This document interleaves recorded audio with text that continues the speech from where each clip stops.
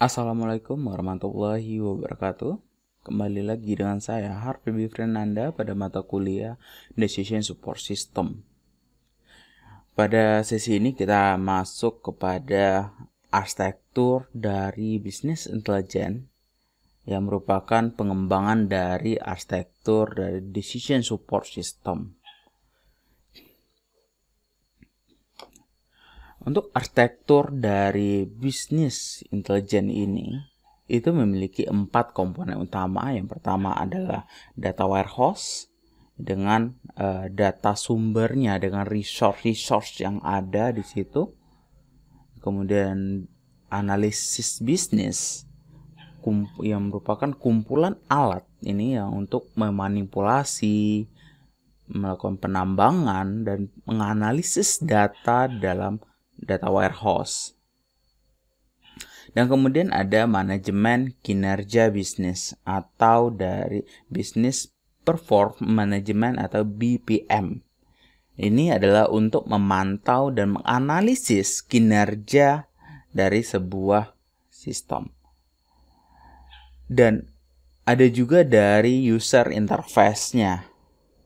Seperti dari dashboard-nya. Nah, hubungan antara komponen-komponen ini itu sebenarnya kita sudah bahas pada pertemuan sebelumnya pada konsep dari sistem informasi pendukung keputusan.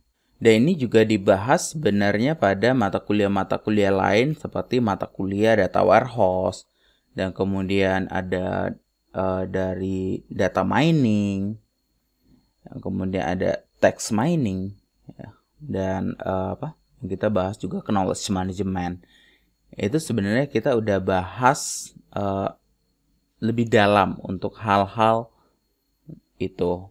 Nah, sebagian besar memang konsep atau implementasi dari bisnis intelijen ini kita udah bahas, dan ini adalah kita hanya mengumpulkan ulang. Jadi dari mata kuliah terpisah kita bahas secara secara konseptual bisnis intelijen itu apa. Ya, walaupun sebenarnya kalau bisa sih kita bahas untuk decision support system dulu, baru kita bahas untuk data mining, data warehouse, knowledge management, dan itu supaya runut. Tapi kalau sekarang kita dari lebar mengerucut, ya itu nggak ada masalah sih sebenarnya, karena ini hanya sebuah konseptual. Dan juga dari algoritmanya untuk minggu-minggu sebelumnya kita memang nggak bahas secara dalam. Karena apa? Karena untuk algoritmanya kita bisa pilih sesuai dengan kebutuhan kita gitu. Jadi mau algoritma apapun yang mau kita pakai itu ya sesuai dengan kebutuhan. Ya belum tentu yang algoritma kita bahas sekarang itu tetap surplus di 2 tahun atau 3 tahun berikutnya. Itu ada perkembangan terus. Ya sebenarnya algoritma ini bisa dibilang itu urusan teknis gitu. Yang penting kita tahu dulu konsepnya, arsitekturnya itu seperti apa. Nah, kita bisa dilihat dari arsitektur itu sendiri, arsitektur dari BI itu seperti dari data source-nya. Jadi sumber data itu akan masuk ke dalam data warehouse. Itu akan diorganisasi ya, summary, standarisasi, itu yang kita pelajari kalau mendalami data analisis. Itu kita akan melakukan organizing, kemudian summary, standardizing. Itu kita kirim ke data warehouse, dan kemudian di sini data warehouse akan melakukan penyimpanan. Dan data itu akan disimpan dalam data warehouse, dan kemudian nanti akan diakses oleh user. Nah, ini the manager dan eksekutif itu akan melakukan akses ke data warehouse. Nah itu dan ini data-data ini akan bisa dilihat juga oleh si user melalui user interface-nya, itu menggunakan web browser atau mungkin portal atau dashboard dari sebuah sistem. Dan seorang manajer itu akan menggunakan BPM strategik untuk melihat dan menyusun strategi-strategi yang dibutuhkan oleh perusahaan. Dan juga ini biasanya juga menggunakan dari sistem intelijen atau sistem cerdas. Itu beberapa contohnya menggunakan algoritma yang termutakhir pada waktu itu gitu. Jadi ini akan diolah oleh komputer intelijen ini atau sistem intelijen. Dan data yang ada di warehouse itu adalah urusan bagian teknis. Dan kalau untuk melakukan akses manipulasi itu adalah dari user business.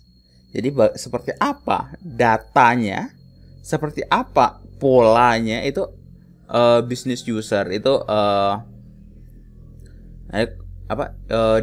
data science ini berperan. Nanti mereka akan menganalisis data itu, melihat polanya, dan kemudian untuk user biasa itu hanya melihat apa sih hasil dari data ini.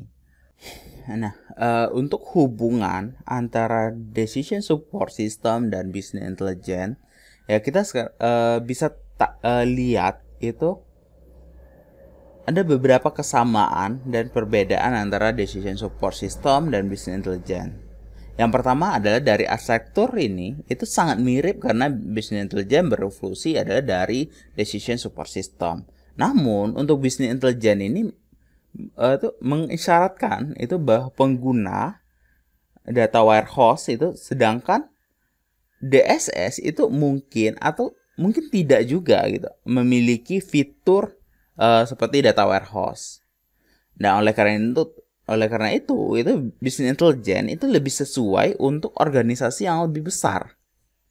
Karena gudang data itu sangat mahal dan dibangun dan dipelihara oleh perusahaan. Tetapi decision support system ini dapat sesuai dengan semua jenis organisasi. Nah, yang berikutnya itu perbedaannya juga kita bisa lihat. Itu adalah sebagian besar kalau DSS ini dibangun untuk secara langsung biasanya mendukung pengambilan keputusan secara spesifik gitu. Sedangkan untuk business intelligence itu secara umum. Ini diarahkan untuk memberikan informasi akurat dan tepat waktu, dan ini akan memberikan decision support secara langsung. Dan situasi ini tentunya akan berubah karena semakin banyak tools dalam decision support yang ditambahkan ke dalam paket software pada BI. Nah, BI ini juga memiliki orientasi eksekutif dan strategi, terutama dalam BPM dan komponen dashboardnya. Dan di DSS itu sebaliknya berorientasi pada analisis. Sebagian besar dari business intelligence ini dibangun dengan alat dan komponen yang tersedia secara komersial yang disesuaikan dengan kebutuhan organisasi. Dalam membangun DSS, tentunya minat kita mungkin dapat mungkin dalam membangun solusi untuk masalah yang sangat tidak terstruktur. Dalam situasi seperti itu, programmer itu mungkin diperlukan untuk menyesuaikan solusi-solusi tersebut. Dan berikutnya juga metodologi dalam DSS dan bahkan beberapa tools ini dikembangkan sebagian besar ada di dunia akademisi. Metodologi dan tools pada BI sebagian besar dikembangkan dalam perusahaan software. Banyak juga tools yang digunakan dalam BI juga dianggap sebagai tools DSS. Sebagai contoh itu adalah data warehouse dan analisis prediktif sebagai tools utama di bidang tersebut, baik itu DSS maupun di business intelligence. Meskipun beberapa orang biasanya menyamakan DSS dan BI itu sama aja, dan sistem ini itu yang pada saat ini itu tidak sama dan bahkan bisa dikatakan itu berbeda. Sangat menarik sebenarnya kalau seandainya kita tahu bahwa beberapa orang percaya bahwa DSS dan BI itu adalah sama, dan DSS adalah bagian dari BI. Itu ya mungkin bisa gitu. Salah satu tools analisis dalam BI, dan sebagian orang juga berpikir adalah BI adalah kasus-kasus dari DSS yang menawarkan sebagian besar dengan laporan yang ada secara real time dan komunikasi. Nah, kolaborasi dalam bentuk DSS ini akan berorientasi pada data. Dan kemudian juga ada dari sebuah penelitian Watson tahun 2005 dulu, itu adalah mengatakan bahwa business intelligence adalah hasil dari revolusi terus-menerus, dan dengan demikian DSS merupakan salah satu unsur asli dari business intelligence.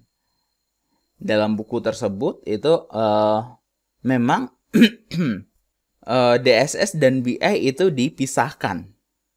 Namun banyak juga yang merujuk kepada koneksi atau hubungan antara DSS dan BI dimasukkan ke dalam istilah baru dalam ilmu data.